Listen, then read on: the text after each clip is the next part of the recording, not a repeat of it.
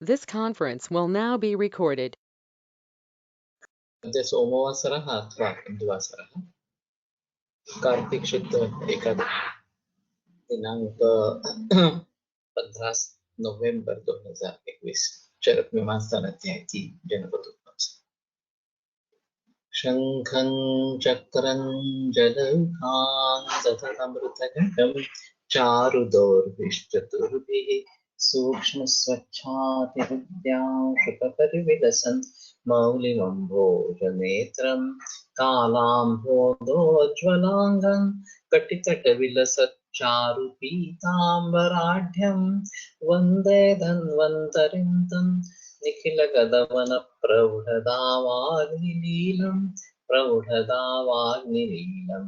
ब्रह्मणो हि समारब्धा मात्रेयाद्येषु पूरिता अस्मदाचार्यपर्यन्तां वन्दे गुरुपरम्पराम् आयुर्वेदरतं वन्दे माधवाख्यं महागुरुम् आयुर्वेदामृतं सर्वं शिष्येभ्यो यः प्रदत्तवान् द्रष्टाज्ञानी दृष्टकर्मा कृतकर्मा तथैव च अध्यापको विश्वश्रेष्ठो महान् संशोधकस्तथा गुणैरेतैः समुदितैः यथार्यं प्रतनोति सः समृद्ध्यर्थं हि कार्यस्य वयं नु प्रयतामहे सरस्वत्यै नमो यस्याः प्रसादात् पुण्यकर्तृभिः बुद्धिदर्पणसङ्क्रान्तं जगदध्यक्षं मुच्यते आत्रेयं प्रथमं वन्दे आयुर्वेदजगद्गुरुम् आयुर्वेदामृतं सर्वं गृहीत्वा हि सुरेश्वरात् अग्निवेशादिकेभ्यो यत्रेच्छध्वं सत्तमः प्रथमं तन्त्रकर्तारम् अग्निवेशं नमामि।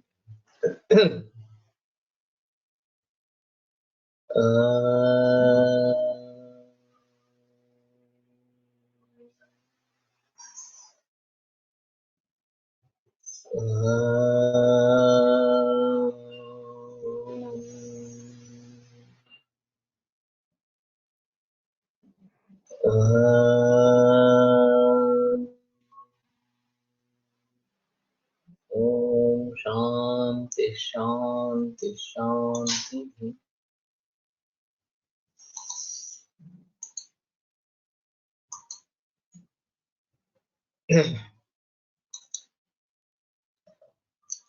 तम भगवान उवाच इहाग्निवेश भूतानाम् आयुर्युक्तिमपेक्षते दैवे पुरुषकार्ये च स्थिते यस्य बलात्। तो आयुष को युक्ति की अपेक्षा रहती है। दैव और पुरुषकार इन दोनों पर इसका बलाबल निर्भर इस प्रकार का है। दैवमात्मकृतम विद्यात् कर्म यत् पौर्वदेहि, और दैव दूसरा तीसरा कुछ नहीं है, हमारा ही पिछले जन्मों में किया कर्म इस प्रकार का है। स्मृत पुरुषकारस्तु क्रियते यहाँ पर, और जो यहाँ पे करते हैं उसको पुरुषकार इस प्रकार का कहते हैं। बलाबल विशेष तयोरपि च कर्म, इन दोनों कर्मों का बलाबल विशेष होता है। दृष्टमि त्रिविधं कर्म हीनम मध्यम उत्तम, तीन प्रकार का कर्म देखा जाता है, हीन मध्यम और उत्तम। तयोर उदारयोर युक्तिर्दीर्घस्य च सपस्य च नियतस्य आयुषो हेतु। ये अगर अच्छे है, उत्तम है दोनों, दैव और पुरुषकार दोनों, तो वो युक्ति है दीर्घ ससुख और नियत इस प्रकार के आयुष।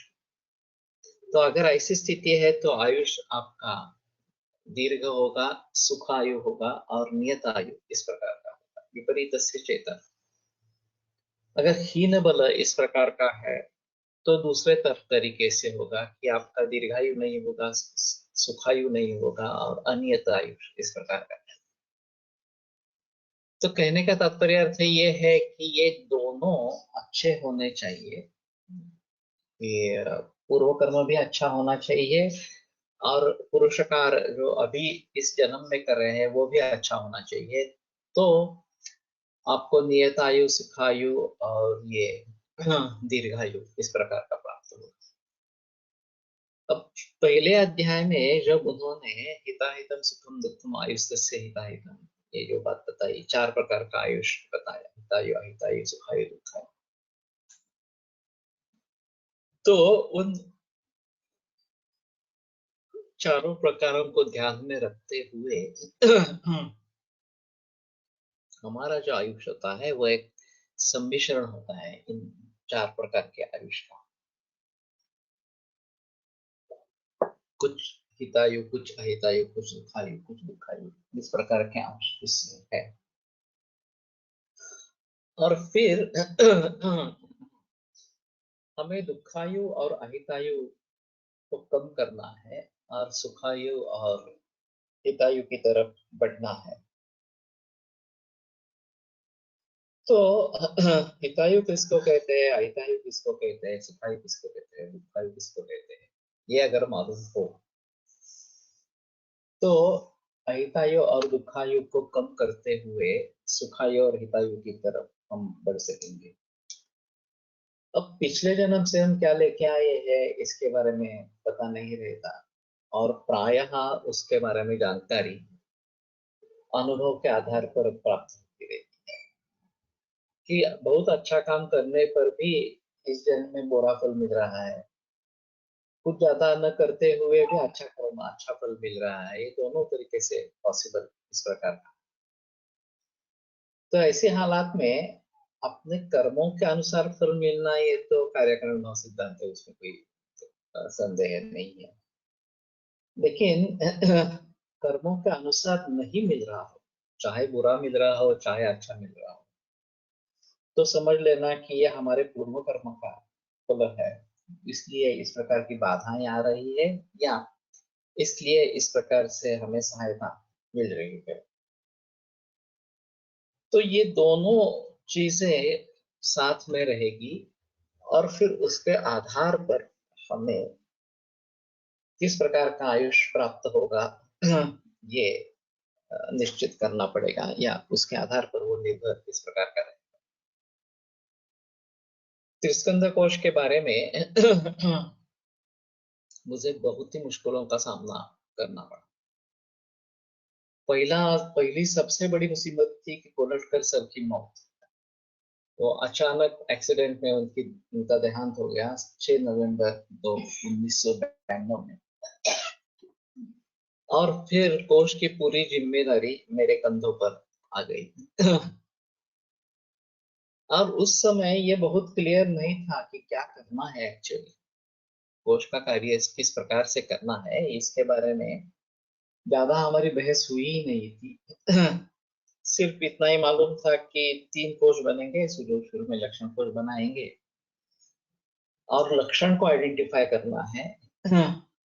और उससे संबद्ध शारीरादि भाव जो है वो एक अलग पेज में रखने हैं। तो शिरशूलम इस प्रकार का लक्षण है, तो शिरा और शूल इन दोनों तरीके से वो मिलना चाहिए इस प्रकार से। तो हमने L1 और L2 इस प्रकार से कुछ भर दिया था। और ये नियम नहीं था कि L1 में शूल ही भरना है, L2 में शिरा ही भरना है। इस प्रकार से दोनों तरीके से वो परिवर्तित होता रहेगा, तो कैसे भी भरो ऐसा बताया गया था। और अचानक देहांत होने के बाद कोलटकर सर के 40,000 रिकॉर्ड्स हमारे साथियों ने भरी थी, और उसमें कुछ भी नियम नहीं था किस प्रकार से करने का और क्या करने का। और जब मैंने वो देखा तो मुझे पागलपन हो गया कि अरे क्या कर रहा है, कर रहे हैं हम इस प्रकार से। तो मैंने मूल रूप से सोचना आरंभ किया कि क्या है लक्षण कोश। तो लक्षण कोश में प्रमुखता से क्या मिलना चाहिए, लक्षण मिलना चाहिए। तो नेसेसरीली L1 ये फिर लक्षण ही होना है, शीट उसमें नहीं आएगा। और अगर हम कैटेगराइजेशन कर पाते हैं कि कौन कौन से शब्द लक्षण से जुड़े हैं, शारीरादि भाव है, शारीरिक भाव है, कालवाचक पद है वगैरह, तो इन सभी के आधार पर लक्षण कोश का ढांचा बना, और फिर वही मार्गदर्शक रहा हेतु कोश के लिए और औषध कोश के लिए। अब जब प्रातिपदिक कोश के बारे में मैंने सोचना आरंभ किया तो मैंने सोचा कि ये 3 डाटाबेस हो गए, तो फिर भी कंप्यूटर में काफी तकलीफ होती है उसके लिए। तो एक वर्क एरिया डिजाइन करनी पड़ती है, सिलेक्ट ए, सिलेक्ट फाइल प्रमुख, सिलेक्ट बी, सिलेक्ट फाइल प्रमुख, इस प्रकार से करना पड़ता है। तो तीनों ये फाइल्स जो है वो इंडेक्स फॉर्म में रखनी है वगैरह वगैरह, इस प्रकार वो डॉस बेस था सब उस समय। तो मैंने सोच लिया कि नहीं, हम एक ही फाइल बनाएंगे, एक ही बनेगा इस प्रकार के डाटाबेस स्ट्रक्चर। और फिर प्रातिपदिक कोश का जन्म हुआ। क्योंकि मुझे ये पहले अनुभव था त्रिस्कंद कोश के बारे में, इसलिए मैं ये थोड़ा आसानी से कर पाया, नहीं तो ये काफी मुश्किल इस प्रकार का काम है। और फिर बहुत बहुत सारी दिक्कतें आई थी। हमने काम शुरू किया था, ये यूजीसी से डिपार्टमेंट डेवलपमेंट के लिए ग्रांट मिला था 2 लाख। वो रिसर्च काम में आए, इस प्रकार से वो शुरुआत हुई। फिर हमें जल्दी पता चला कि ये तो इसके बस की बात नहीं है, तो 3 बरस में पूरा होने वाला ये काम ही नहीं है, और ये चंदा भी काफी नहीं है। तो हमने यूजीसी को फिर से अप्रोच किया था। यूजीसी ने बता दिया कि इसके लिए स्वतंत्र बॉडी है सीसीआरएस, आप उनको कांटेक्ट करें। तो हमने सीसीआरएस को लिखा, सीसीआरएस ने 1 लाइन उत्तर दे दिया कि we don't have funds, we have positive of funds, we can't support.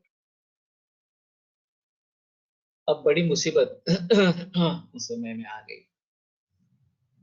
संयोग से सुधाकर राव नाइक उस समय महाराष्ट्र के मुख्यमंत्री थे, और वो पदवीदान समारंभ के लिए विद्यापीठ में आए थे। उन्होंने किसी एक रिसर्च प्रोजेक्ट के लिए 5 लाख का ऐलान किया, और उसमें से 2.5 लाख आ भी गई। तो विद्यापीठ के पास दूसरा कोई प्रस्ताव नहीं था।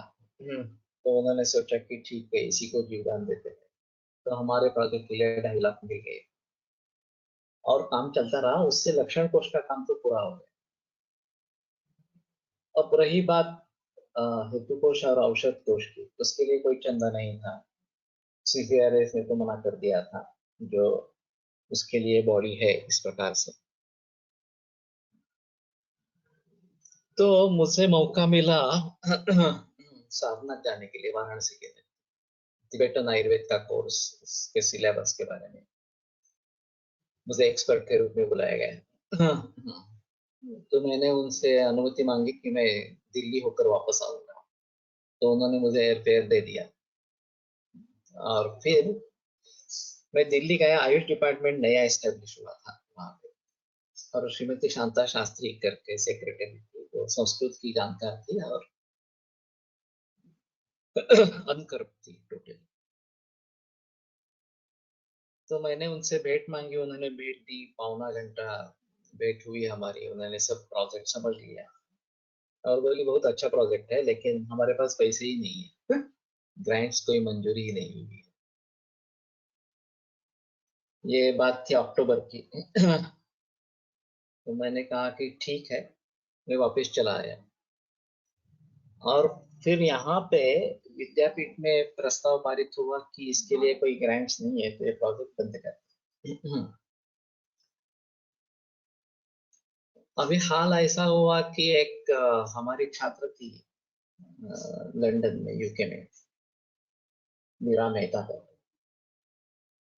उसने हमारा इंट्रोडक्शन टू आयुर्वेदा ये कोर्स किया था, और फिर वो खुद मेरे लिए, मेरे यहाँ ट्रीटमेंट के लिए आई। फिर उसका भाई भी आया वगैरह।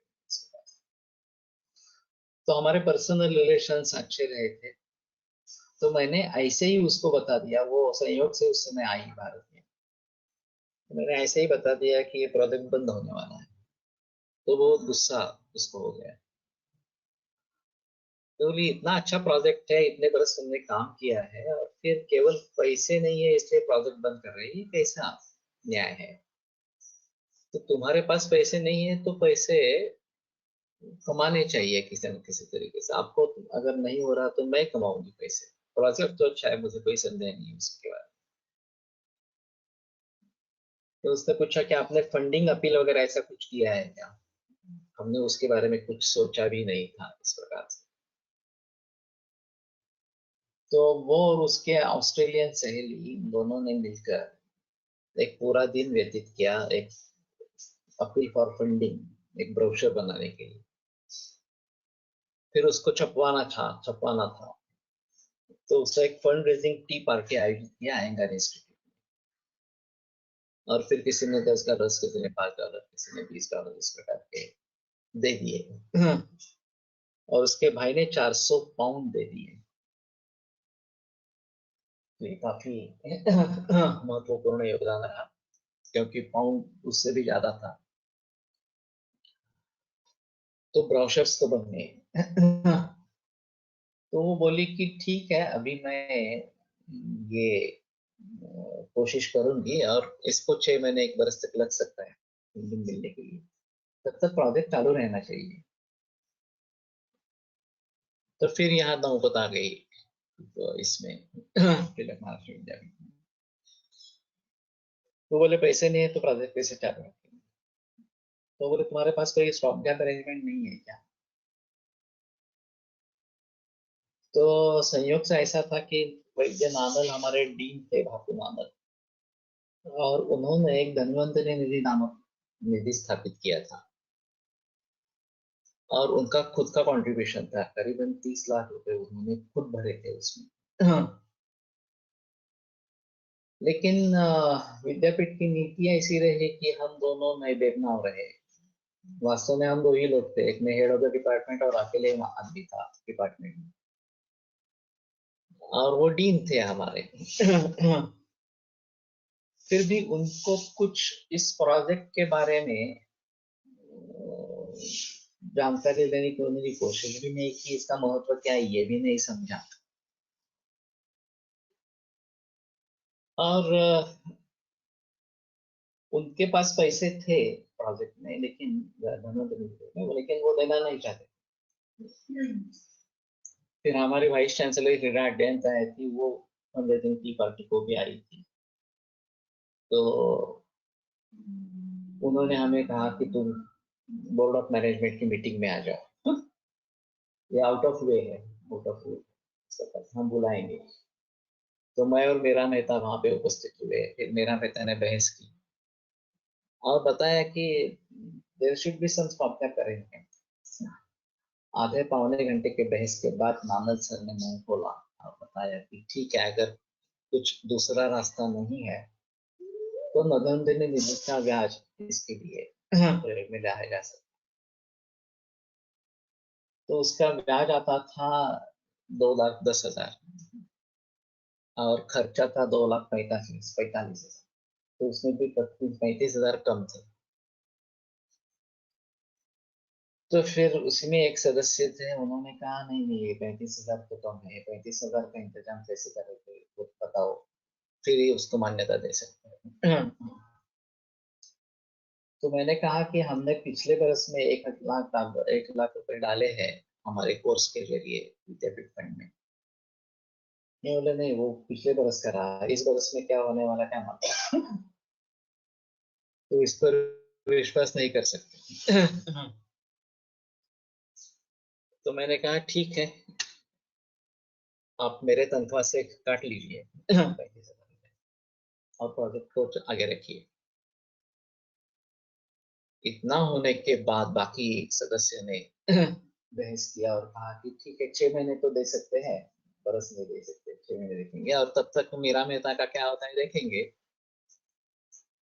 और फिर उस समय सोचेंगे क्या करना है इस प्रकार से। तो ये प्रस्ताव फिर से नया प्रस्ताव पारित हो गया कि 6 महीने का योगदान दिया जाए इस प्रकार से। और फिर ये फरवरी एंड की बात थी। 28 या 29 मार्च को हमें फैक्स मिला आयुष डिपार्टमेंट से। शारदा शास्त्री को उस दिन सुबह है ग्रांट रिलीज हुई आयुष डिपार्टमेंट की, और उन्होंने टोटली आउट ऑफ वे जाकर हमारे लिए 11 लाख में जो कर दिए 3%।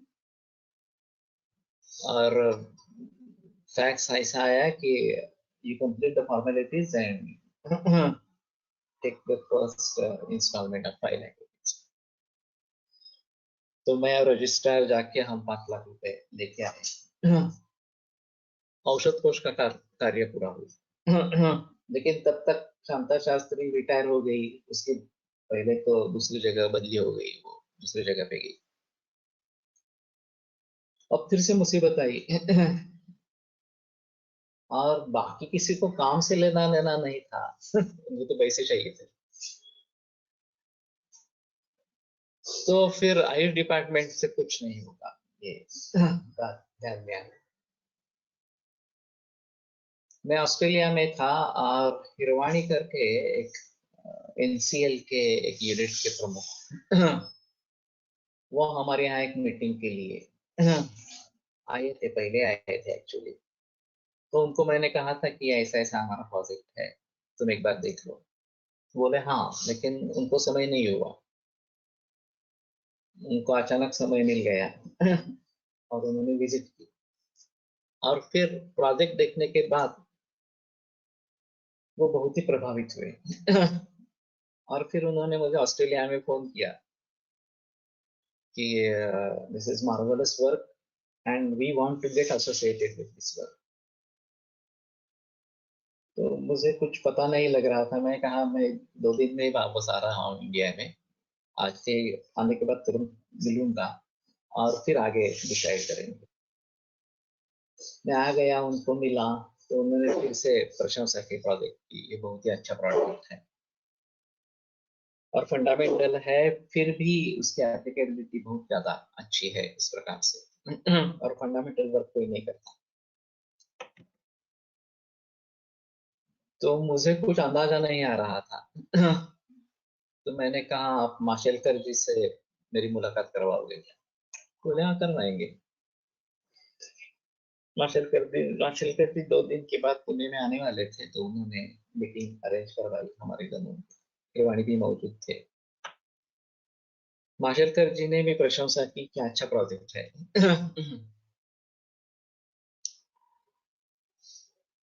तो वो बोले कि सीसीआरएस को इसको फंडिंग देना चाहिए, वही एक्चुअली इसके लिए योग्य बॉडी है। तो मैंने बताया कि ऐसा, उन्होंने हमें लिख दिया कि हमारे पास फंड्स नहीं है इस प्रकार से। तो बोलते हैं ऐसे ही बोलते हैं। लेकिन मुझे भी पूछते हैं तो मैं थोड़ी कोशिश करता हूँ, अगर होता है वहां से तो ठीक है, नहीं होता है तो आगे देखेंगे। 2 महीनों में उनको भी पता चला कि कुछ होने वाला नहीं है सीसीआरएस से। तो फिर उन्होंने हिरवाणी से बात की कि हम ही को फंडिंग करेंगे। लेकिन ये आयुर्वेद का प्रोजेक्ट, सीसीआर, ये जो सीएसआर जो है वो केमिस्ट्री में काम करने वाली गवर्नमेंट ऑर्गेनाइजेशन, तो ये बिठाई कैसे? तो इनका हिरवाणी का यूनिट था वो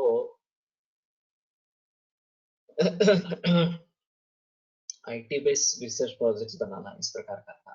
तो हमारे यहाँ ये आयत निदान और आयत उपचार, ये आईटी बेस्ड उसमें से हम निकालने वाले थे। तो फिर हिरवाणी ने कहा कि इसके आधार पर हम बना सकते हैं। प्रपोजल बना, मान्य हो गया। और सीएसआईआर से हमें औषध कोष के लिए ग्रांट मिल गई 3 बरस के लिए। लेकिन औषध कोष का प्रोजेक्ट तो और ही बिगड़ा था, तो मैंने उसको 2 हिस्सों में बांट लिया। फर्स्ट पार्ट 3 बरस में और सेकंड पार्ट 3 बरस में, इस प्रकार से। तब तक माशेलकर भी रिटायर हो गए। लेकिन उनको एक्सटेंशन मिला 2 बरस का। और फिर उन्हीं के आदेश पर सेकंड भी प्रोजेक्ट जो है, सेकंड फेज जो है, वो भी मान्य हो गई और प्रोजेक्ट 2008 में पूरा हो गया। इस बीच में 2002 में हमारी जो अध्ययन या जो वाइस चांसलर थी, वो मुरली मनोहर जोशी और इनको वहां बुलाना चाहती थी, और माशेलकर और योगाचार्य अयंगार, इनको डिलीट देगी उस समारोह में। तो मुरली मनोहर जोशी आए उसके लिए। तो हमने एक लक्षण कोश की एक कॉपी उनको भेज दी कि ये उसी समय उनके हाथों ही वो रिलीज हुआ था। तो उनका एक खुद का ट्रस्ट है मुरली मनोहर जोशी का और फिर उस ट्रस्ट के जरिए उन्होंने मुझे अवार्ड दे दिया और उपराष्ट्रपति भैरव सिंह शेखावत, मुरली मनोहर जोशी और सुषमा स्वराज इनकी उपस्थिति में वो प्रदान किया गया दिल्ली में तो ये सब संयोग की बातें हैं। तो मैं तो इतना जानता हूँ कि मैं पूरी तरीके से कोशिश कर रहा हूँ इस प्रोजेक्ट को पूरे करने की, जो पौरुष कहा जाता है, पराक्रम कहा जाता है। लेकिन हम सभी का पूर्व कर्म अच्छा नहीं होता, कोई प्रोजेक्ट बंद हो जाता, नहीं होता पूरा इस प्रकार से तो ये बहुत अच्छी बात हुई कि प्रोजेक्ट तो पूरा हो गया और फिर मैं राजकारण से तंग आ चुका इस सभी में, जो विद्यापीठ में राजकारण हुआ और मैंने इस्तीफा दे दिया वहां से। और 2008 में जब मैंने इस्तीफा दे दिया तो प्रैक्टिस ने मेरे पूरे लाइफ पर एंक्रोचमेंट कर दी क्योंकि उस समय में तो दिन भर टीएमबी में काम करना और सिर्फ शाम को प्रैक्टिस करना, ऐसा कर रहे थे। तो उसमें काफी रिस्ट्रिक्शंस थी लेकिन ये जब हुआ तो मैं प्रैक्टिस में उतरा, पूरे दिन के लिए प्रैक्टिस में उतरा तो आमदनी बढ़ने लगी उस समय सरदेश मुख सर का यह कहना था कि तुम्हारी आमदनी चौगुना होनी चाहिए प्रैक्टिस। मेरा पगार था 45,000, तो कम से कम 1,80,000 90,000 इतना तो आमदनी होनी चाहिए थी प्रैक्टिस, वो तो नहीं लेकिन फिर मैंने कहा कि ठीक है, मेरे पास मेरे पर कोई रिस्पॉन्सिबिलिटी नहीं है, कोई कर्जा इस पर का नहीं है, तो मैं प्रैक्टिस के ऊपर जिंदगी निभा सकता हूँ, इसको में आपत्ति नहीं है। और हुआ ऐसे कि प्रैक्टिस बहुत ही बढ़ गई तो ये बात तो छोड़ दो, 1,90,000 होनी चाहिए वगैरह वगैरह इस प्रकार। तो कहने का तात्पर्य अर्थ है कि दैव और पौरुष ये दोनों अच्छे होने चाहिए। सिर्फ दैव अच्छा हो और हम कुछ नहीं करेंगे, वो भी कुछ काम नहीं करेगा। और पौरुष अच्छा हो लेकिन दैव अनुकूल नहीं है, तत्काल नास्ति दैव, तो भी सफलता है नहीं मिलेगी। तो कहने का तात्पर्य अर्थ ये है कि हमें दोनों की जरूरत है। कम से कम अगले जन्म में कर्म तो अच्छा होना चाहिए, हमारा पूर्व इस जन्म का कर्म तो अच्छा होना चाहिए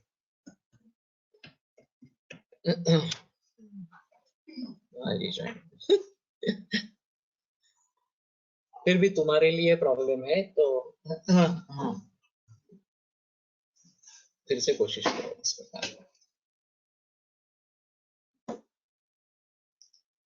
तो दैव और पौरुष ये दोनों साथ में होने चाहिए। और इसमें एक अहम मुद्दा ये है कि बहुत सारे लोगों का दैव और पौरुष ये इन्वॉल्व होता है।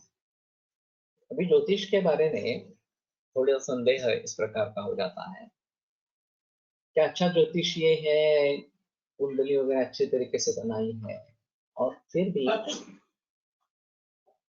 जो बताते हैं उस प्रकार से हो नहीं रहा इस प्रकार से, तो क्या गड़बड़ है इसमें।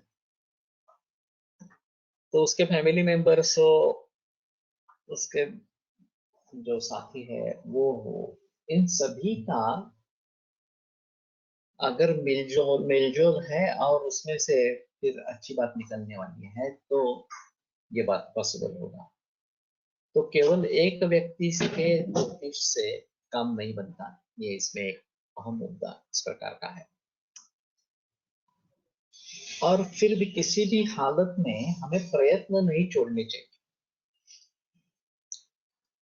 इस सभी से मैंने जो सीखा इस प्रोजेक्ट के जरिए, तो हमें प्रयत्न कभी नहीं छोड़ने चाहिए। दैव अनुकूल होने की प्रतीक्षा करना, अगर आपका दैव अनुकूल है लेकिन व्यक्त नहीं हो रहा है तो होगा, ऐसा नहीं है कि व्यक्त होगा ही नहीं इस प्रकार से। वही सिलसिला मेरे करवे नगर के घर के बारे में हुआ, और बहुत सारी मुसीबतों का सामना करते हुए 5 बरस के बाद हमारा घर पूरा हुआ। गुंडागर्दी से लेकर बहुत सारी बातें वहां पे हुई, पुलिस प्रोटेक्शन लेना पड़ा। तो उस समय में मैं उपासना में चला गया, गायत्री का अनुष्ठान किया, अथर्व शीर्ष के बहुत सारे पारायण किए, अनेक सहस्त्रावर्तन किए इस प्रकार से। और तभी उसमें से मार्ग निकला, और हम हमारा काम पूरा कर पाए। यहाँ क्लिनिक शुरू कर दिया, फिर यहाँ रहने के लिए भी आ गए। तो कहने का तात्पर्य अर्थ ये है कि दैव और पौरुष इन दोनों पर ये सभी बातें निर्भर होती है। और दैव क्या होता है ये पता नहीं चलता। ज्योतिष की सहायता कुछ हद तक हो सकती है। सांघिक पौरुष और सांघिक दैव को कैसे पता चलेगा, कैसे पता चलेगा?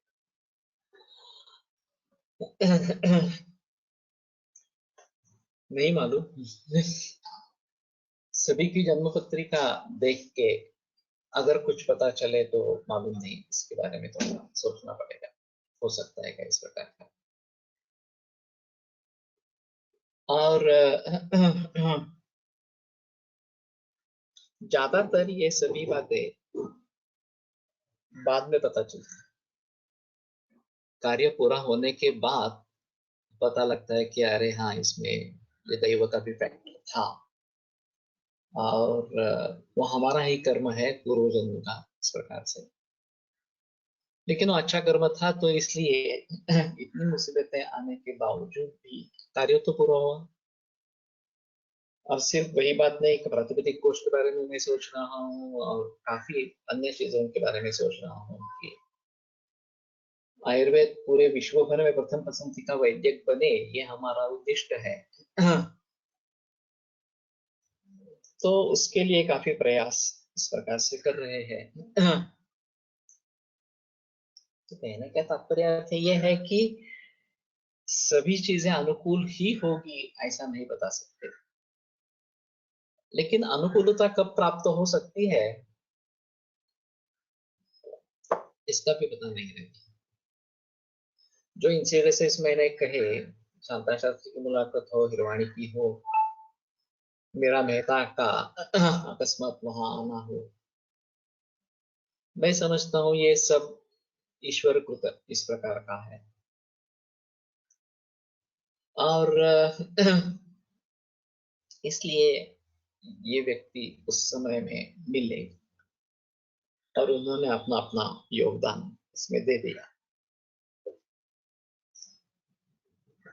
तो अगर हमारे उद्देश्य अच्छे हैं, स्पष्ट है, तो इस काम का कुछ ना कुछ असर तो होता ही रहेगा। ऐसा नहीं होगा कि काम का असर नहीं होगा इस प्रकार से। तो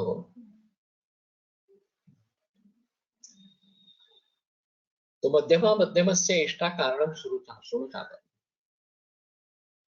और मध्यम इस प्रकार का है, तो मध्यम फल इस प्रकार के मिलेंगे, कुछ अच्छे कुछ बुरे इस प्रकार से। और एक कारण सुनो, दैवम पुरुष कारेण दुर्बलम ही उपहन्यते। दुर्बलम दैवम पुरुष कारेण उपहन्यते। अगर दुर्बल दैव है तो पुरुषकार के द्वारा उसका हनन होता है। दैवेन चेतरित कर्म विशिष्टेन उपहन्यते। और विशिष्ट दैव अगर है, विशिष्टेन दैवेन इतरत कर्म उपहन्यते, जो पौरुष है उसका नाश होता है। तो बहुत सारे प्रयास करने के बावजूद भी सिद्धि नहीं होती है।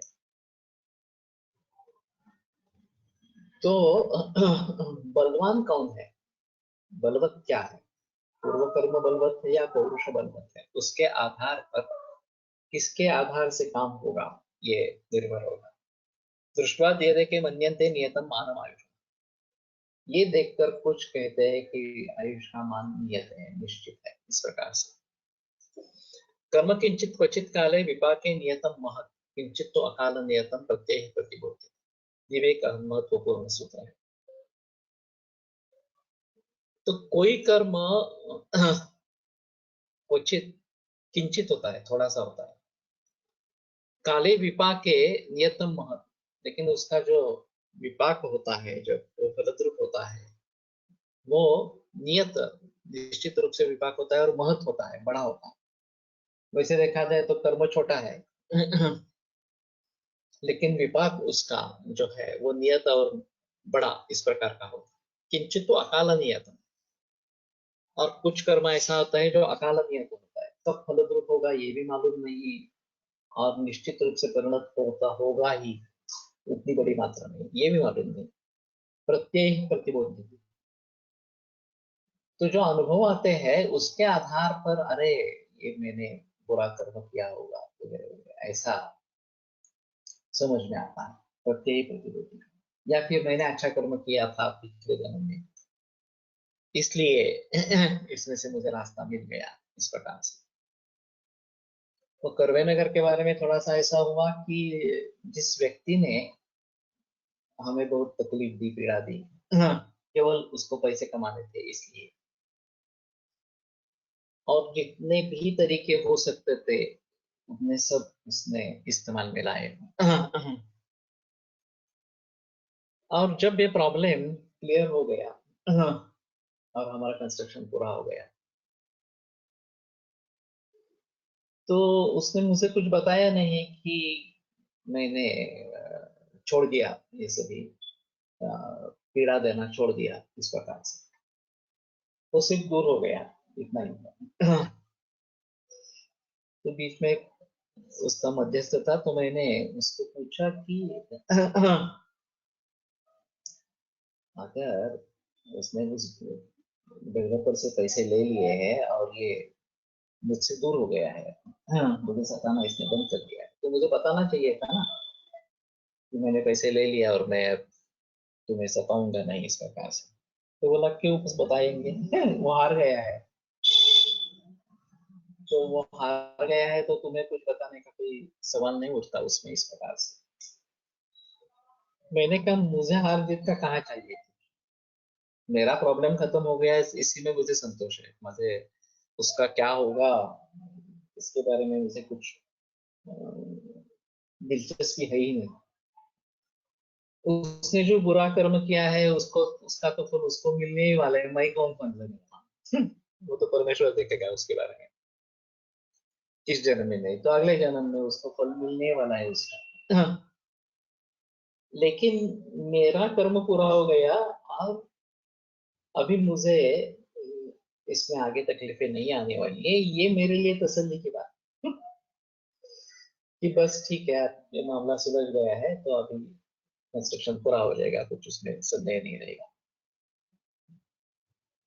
लेकिन उसी की, उसकी सोच ही उस प्रकार की थी, वो तो ऐसा कर्म वगैरह कुछ देखने वाला, और क्या कर रहे हैं इसका नतीजा क्या निकलेगा,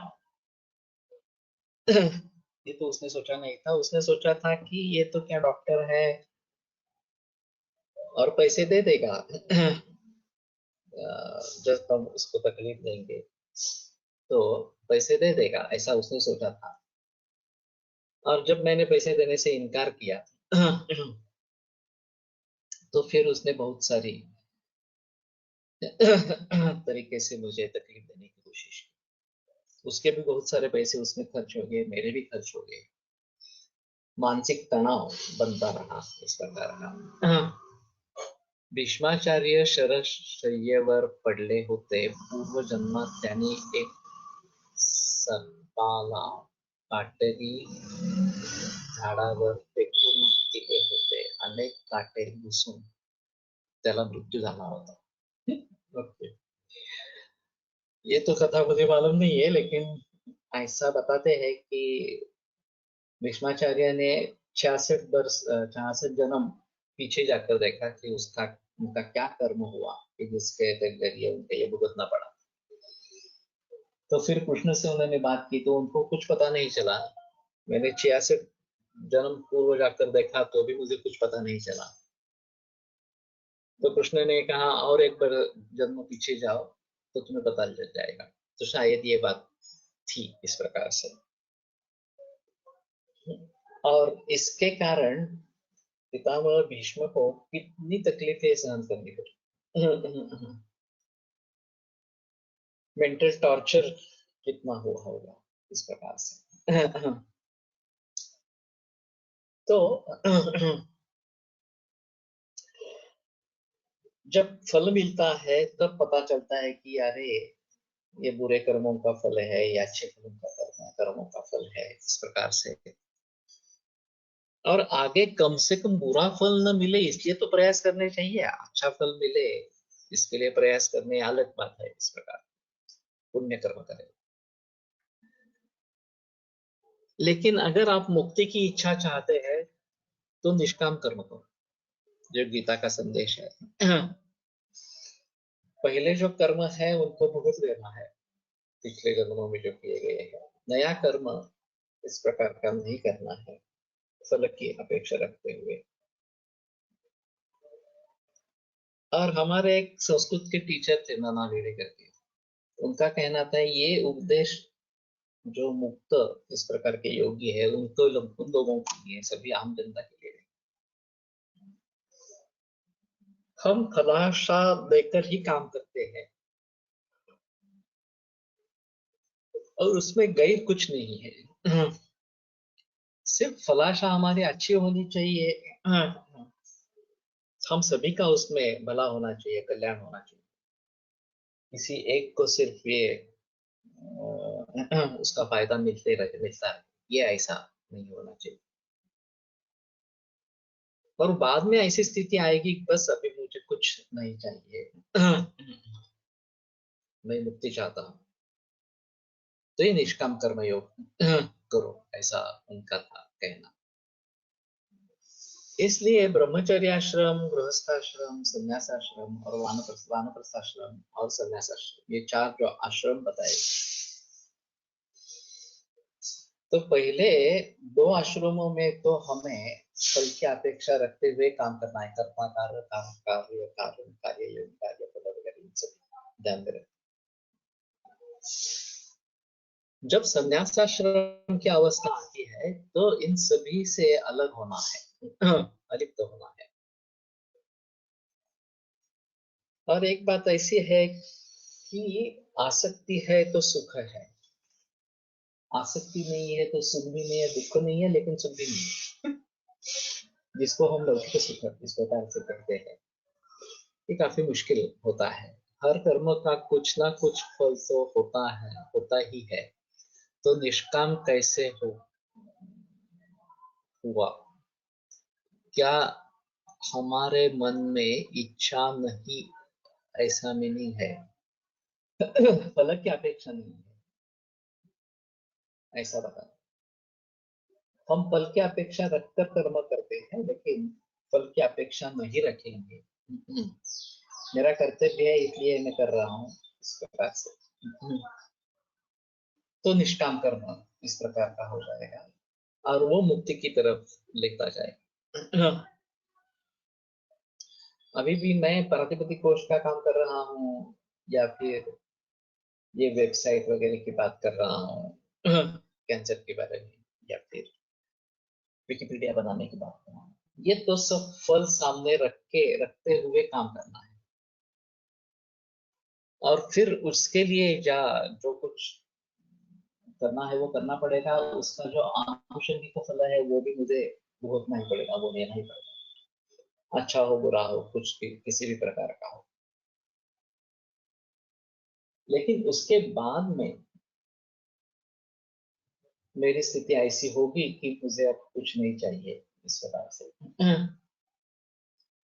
और फिर जो कर्म होगा वो निष्काम कर्म इस प्रकार का, मुझे भी ये करना है वो करना है इस प्रकार की कोई अपेक्षा नहीं रहेगी। तो मैंने तो ऐसा सोच लिया है कि 75 वर्ष तक ये सब काम पूरा करके उसके बाद में मुक्ति के लिए प्रयास करते रहना। लेकिन मुक्ति का भी इस प्रकार के मन में विषय होना, मुझे मुक्ति चाहिए, ये भी आसक्ति ही हुई। तो अपने आप मुक्ति होनी चाहिए, तदा दृष्टु स्वरूप अवस्थानम, इस अवस्था को मुझे पहुंचना है, ऐसा। तो छोटे छोटे बातों में हम अटक जाते हैं, अपेक्षाएं रखते हैं, उन सभी से पार जाना ये आवश्यक इस प्रकार का है। तो फिलहाल तो अपेक्षा रखते हुए कर्म कर रहे हैं, ऐसा ही है थोड़ा सा। लेकिन मालूम है कि ये हमारा अंतिम उद्देश्य इस प्रकार का नहीं है। सभी अपेक्षाओं को छोड़ देना ये बाद में इस प्रकार का होना है, और तभी मुक्ति अपने आप बन जाएगी। मुक्ति की इच्छा रखना इस प्रकार की भी बात नहीं होनी चाहिए। बस यहाँ से चले गए, दैट्स ऑल। अभी वापिस फिर से नहीं आना है इस प्रकार से। तो ये काफी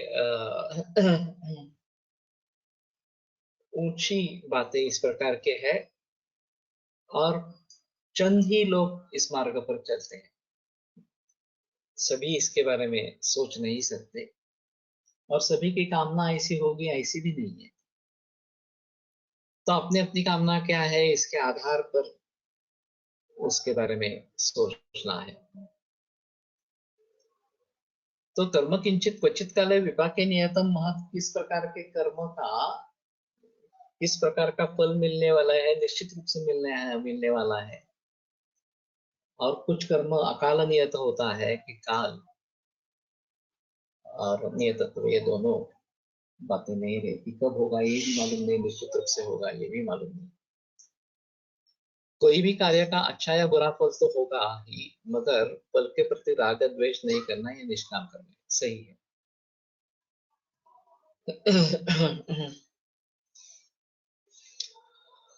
प्रवृत्ति दुःखम निवृत्ति सुखम इति यत् ज्ञानम उत्पद्यते तत् सत्यम,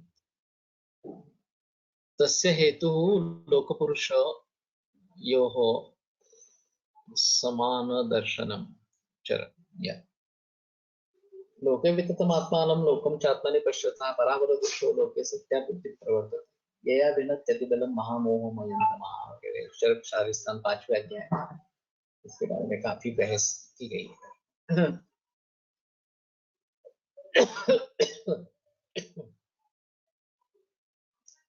किंबहुना सर्व चराचर आपणची झाला, ये ज्ञानेश्वर की उक्ति है।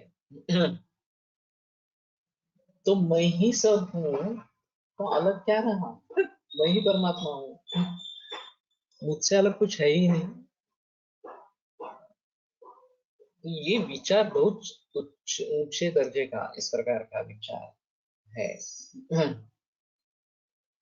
तो ठीक है, वहां तक पहुंचने के लिए जो भी करना है, सताम उपासनम असताम परिवर्जनम वगैरह, एक बात है जो चरक शारिस्तान पहले अध्याय में बताई गई, उन सभी के बारे में जिक्र करना पड़ेगा। और कर्म फल ये रहते हैं, काल नियत अकाल नियत कुछ भी हो सकता है, लेकिन होता है, ऐसा नहीं है कि कर्म का फल होता ही नहीं है इस प्रकार से। तो हमें उसके बारे में सजग होना जरूरी है।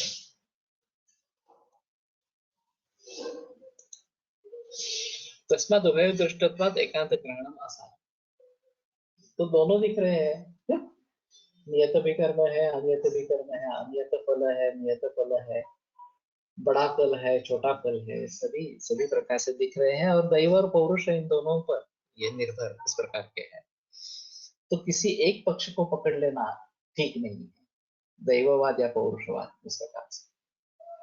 सभी साइंटिस्ट जो है वो बताते हैं कि एक पर्टिकुलर मोमेंट आती है कि जहां ये फलरूप हो जाता है, और केवल पौरुष से नहीं होता है। तुम्हारा ही दैव पूर्व जन्म का कर्म तुम्हें कुछ फल अकस्मात दे देता है,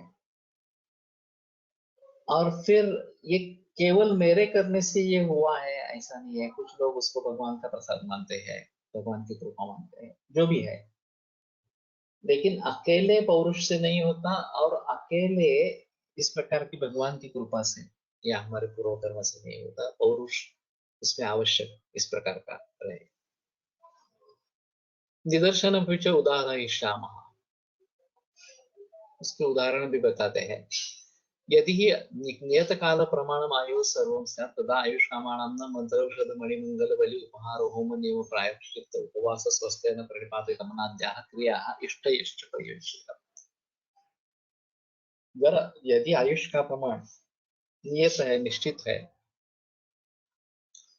सभी लोगों का इस प्रकार का, तो आयुष का जो आयुष की कामना करते हैं उनके लिए मंत्र औषधि मणि मंगल बलि उपहार होम नियम प्रायश्चित्त उपवास स्वस्थेन प्रणिपात गमन वगैरह जो क्रिया और इष्ट यश और जो यज्ञ किए जाते हैं, न प्रयोजन, उनका प्रयोग ही नहीं होगा, क्योंकि ये करे न करे हमारा इतना आयुष होना है तो होना ही है इस प्रकार से।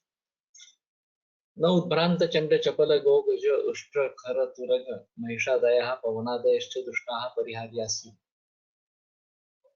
उन्मत्त उद्भ्रांत इस प्रकार के चपल, चंड चपल गो गज उष्ट्र खर तुरग महिष, ये सभी जो प्राणी है, और दुष्ट पवन आदि, उनको टालने का कोई मतलब नहीं है। अरे आते हैं तो ठीक है, मैं तो मरने वाला नहीं, मेरा मृत्यु इतने बरस के बाद होने वाला है इस प्रकार से। अब ज्योतिष का रोल क्या है, ये एक अहम मुद्दा इसमें रहता है। तो ज्योतिष मार्गदर्शन कर सकता है, लेकिन उसी के आधार पर हम जाने की कोशिश करेंगे तो बड़ी मुसीबत इस प्रकार की हो सकती है। इसमें पौरुष नहीं छोड़ना। एक छात्र परीक्षा की तैयारी कर रहा था, और एक ज्योतिष से पाला पड़ा, ज्योतिषी से। तो उसने कहा नहीं नहीं तुम फेल होने वाले हो इस परीक्षा में। तो ये डिप्रेशन में आ गया और एक्चुअली परीक्षा दी ही नहीं तो फेल हो गया। तो ज्योतिषी ने कहा देखो मेरा कहना सही हो गया,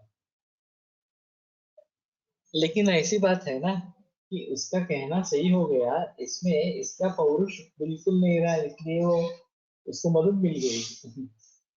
ये चाहे कोशिश करता तो सभी में अनुत्तीर्ण नहीं होता, सभी विषयों में, कुछ विषय में तो उत्तीर्ण हो जाता है इस प्रकार से। और क्या मालूम उसकी पढ़ाई अच्छी है तो उत्तीर्ण भी हो जाता है। तो कुछ लोग इसके लिए ज्योतिष देखना ही नहीं चाहते हैं। एक निगेटिव इम्पैक्ट अगर हो जाता है तो कैसे करेंगे इस प्रकार से। दूसरी जगह एक आर्टिकल करीबन 30-35 बरस पहले पेपर में आया था, शायद अंधश्रद्धा निर्मूलन वाले किसी ने एक आर्टिकल लिखा था कि ये जो पोपट वाले ज्योतिषी रहते हैं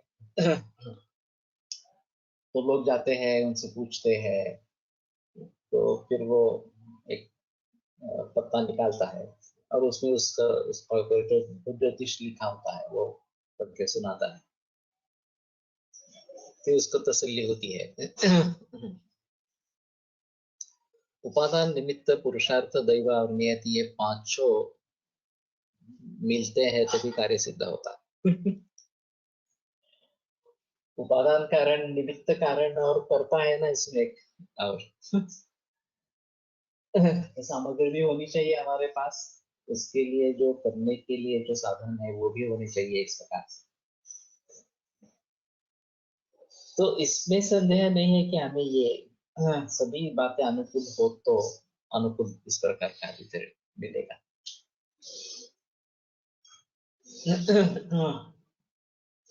तो उसका कहना था ये थोथांड है, इस प्रकार से लोगों को ठगाना है, ये इस प्रकार से पोपट वाले लोग ज्योतिषी को, तो ये अच्छा नहीं है, ये फंसाते हैं लोग। फिर उस लेख की प्रतिक्रिया के रूप में एक दूसरा लेख उसने छपाया, और उसका कहना था कि भले ही ये लोगों को फंसा रहे हैं, क्योंकि जो पत्ते निकाले जाते हैं उन सभी पत्तों का अच्छा ही भविष्य होता है, किसी में भी बुरा भविष्य नहीं होता। तो कोई भी पत्ता उठाया तो भी उसको अच्छा ही लगेगा। और फिर इस प्रकार से होने से उसको उम्मीद जग जाती है कि नहीं, मेरा दैव अनुकूल है और मैं कोशिश करता रहूंगा और मुझे सफलता मिलेगी इस प्रकार से। ये जो उम्मीद मिलती है उसको, ये सबसे महत्वपूर्ण है। इसके बगैर ये उम्मीद नहीं मिलेगी। अगर सभी तरीके से परिस्थितियां ऐसी प्रतिकूल है कि कुछ होने वाला नहीं है इस प्रकार से। तो इसमें एक जोक भी था इस प्रकार से, ऐसे हंसते दिखाया पत्रिका दिखाने पर ज्योतिषी बहुत बुरा चेहरा करता है और बताता है कि अगले 6 महीने बहुत ही तकलीफ वाले होंगे आपके लिए। तो आदमी पूछ लेता है कि क्या है, 6 महीने के आगे क्या होगा? नहीं, 6 महीने के बाद तुम्हें उसकी आदत हो जाएगी।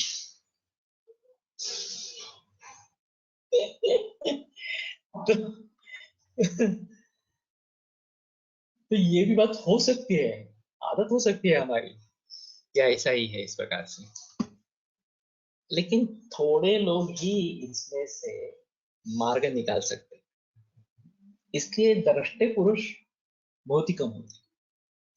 अभी आयुर्वेद की जो परिस्थिति थी और अभी जो है, उन सभी बातों को ध्यान में अगर रखेंगे तो कोल्हटकर सर ने ऐसा क्यों सोचा कि नहीं ये परिस्थिति बदलनी चाहिए? कैसे बदलेंगे? तो अच्छे वैद्यों का निर्माण होना है। अच्छे वैद्यों का निर्माण कैसे होगा? मूल ग्रंथ पढ़ेंगे तो होगा, प्रैक्टिस होनी चाहिए वगैरह। और फिर उन्होंने कदम बढ़ाए उस दिशा में, नतीजा हम भी देख रहे हैं। तो कैसी भी स्थिति हो, कैसे भी हालात हो, उसमें से हमें बाहर निकलना है। ये अगर सोचेंगे, पॉजिटिव विचार करेंगे तो ही कुछ होगा ना। निगेटिविटी का दो तरीके से असर होता है। एक इनएक्टिविटी हो जाती है कि जो करना है उसके बारे में सोचते भी नहीं, करने की बात तो अलग हो गई, और फिर परिस्थितियां और बिगड़ जाती है। पॉजिटिविटी में उससे बराबर उल्टा होता है कि आप सोचने लगते हैं क्या करना है, कैसे करना है इस प्रकार से। फिर उसके अनुसार अगर कृति करना आरंभ करेंगे तो परिस्थिति सुधर जाती है, अनुकूल होती है। तो अभी परिस्थिति आयुर्वेद के लिए काफी अनुकूल हो गई। उस जमाने में जब कोलटकर सर ने ये प्रयास किया, उसमें तो बहुत प्रतिकूलता थी, फिर भी उन्होंने कार्य नहीं छोड़ा और कोशिश नहीं छोड़ी उनकी। फलस्वरूप हम ये पढ़ रहे हैं, बता रहे हैं इस प्रकार से। लेकिन सच्चे रूप से देखा जाए तो हमें पॉजिटिवली प्रयत्न करने ही चाहिए, उसमें संदेह नहीं है। नेगेटिविटी में चले जाएंगे तो नुकसान होता रहेगा। और आने वाली पीढ़ी के बारे में भी हम अच्छा नहीं कर पाएंगे। हाँ, अभी एक सुबह मैंने व्हाट्सएप पे मैसेज देखा, अच्छा था। मैं शेयर करूंगा। पॉलिटिशियंस, क्रिकेटियर्स और ये सिने कलावंत, ये जो है ये बहुत ज्यादा कमाते हैं। इनका कितने पैसे, एक प्रामाणिक काम करने वाला व्यक्ति, साइंटिस्ट हो, बड़ा बुद्धिमान हो वगैरह वगैरह, तो भी नहीं कर पाता इस प्रकार से। वियतनाम के अध्यक्ष भारत में आए तो उनकी भारतीय मंत्रिमंडल से बैठे, तो उन्होंने पूछा कि आप क्या करते हैं। तो सभी ने बता दिया हमें, हम राजकारण करते हैं। तो फिर से उन्होंने पूछा आप करते क्या है, तो वो राजकारण ही करते हैं। तो बोला कि मैं किसान हूँ, मेरी खेती है, मैं राष्ट्राध्यक्ष हूँ, फिर भी मेरी उपजीविका खेती से होती है। तो एक बड़ी सबक है। राजकारणी लोग इसमें घुस गए, चाहे अध्यापन का क्षेत्र हो, चाहे खेती का क्षेत्र हो, चाहे बिल्डिंग वगैरह कंस्ट्रक्शन का क्षेत्र हो, उस सभी का उन्होंने नुकसान कर दिया। और फिर उनका कहना था कि इस प्रकार से जिस देश में ऐसी स्थिति हो, तो वो देश कभी तरक्की नहीं करेगा। अभी हमारी पॉलिटिकल सिस्टम ही ऐसी बन गई, लोकशाही जो है, कि जिसके पास पैसे है वही उम्मीदवार हो सकता है, वही इलेक्शन में जीत जाता है, और वही उसी में जुड़ जाता है, फिर से पैसे कमाने में जुड़ जाता है। अपवाद है, लाल बहादुर शास्त्री से लेकर मनमोहन सिंह, या मनमोहन सिंह तो एक भी उन्होंने चुनाव लड़ा नहीं, मनमोहन सिंह ने, गप्र प्रधान पुणे में थे, तो ये अपवाद है, राजकारण में होते हुए भी निष्कलंक इस प्रकार के लोग।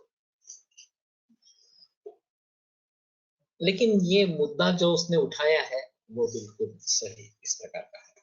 ठीक है, आज रुकते हैं, कल तो नहीं रहेगा, बुधवार को फिर से मिलेंगे। गुरुवार शुक्रवार के बारे में मैं बुधवार को बताऊंगा। अभी भी मुझे भी पता नहीं लग रहा कि मुझे सुबह का समय मिल सकेगा नहीं, शायद कोई दिक्कत नहीं आएगी, तो कल नहीं मिलेंगे, बुधवार को फिर से मिलेंगे। आयुर्वेद प्रकांडो निगदित शल्यतंत्र प्रधानः शिष्टेभ्यः शाश्वतोऽयं निखिलजन कृपा व्याप्त चित्तेन येन आयुर्वेदस्य वाञ्छन् पुनरपि भुवने काञ्च सुष्ठु प्रतिष्ठां श्रेष्ठं धन्वन्तरिं तं प्रणमति च सदा वैद्यवर्गो नूनम् वैद्यवर्गो नूनम्।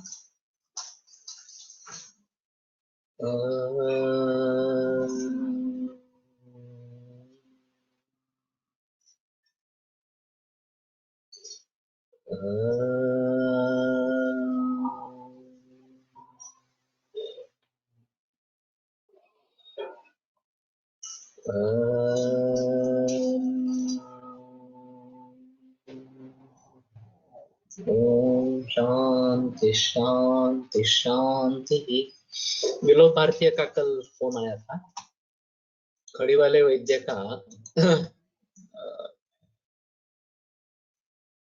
रचनात्मक कार्य, अच्छा कार्य, इस प्रकार का पुरस्कार इसको मिल गया है, तो हम सभी के लिए अच्छी बात है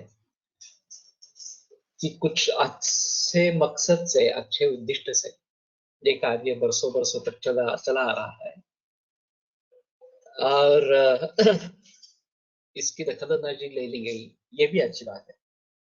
नहीं तो ऐसा होता है कि हाँ करता है, चलता है, कुछ कर रहे हैं इस प्रकार से, हमें क्या लेना देना, इस प्रकार की बात रहती है। तो विलोक का हार्दिक अभिनंदन, आप भी सभी विलोक का हार्दिक अभिनंदन करें। विरम्यते व्याख्यान व्यापार।